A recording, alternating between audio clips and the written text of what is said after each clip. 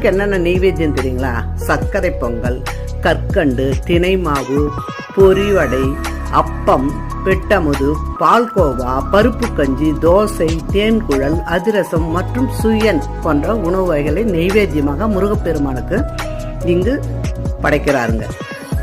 இங்க பாருங்க, நாங்கள் இது மாதிரி தான் கடலில் குளிச்சுட்டு தான் அங்கே போனோம். இரவில் பாலும் சுக்கு வெந்நீரும் கலந்து இரவு பூஜைக்கு தராங்கங்க. மேலும் இங்க கோயில்ல நாம முறைப்படி வழிபட்டா முருகப்பெருமானுடைய அருளும் கிடைக்கும். மேலும் கடன் தீர்த்தார் முருகன் அப்படின்னு திருச்செந்தூர் முருகனுக்கு ஒரு பெயர் உண்டுங்க. அதாவது ஒரு பக்தருக்கு ரொம்ப கடன் ஏற்பட்டிருக்கு.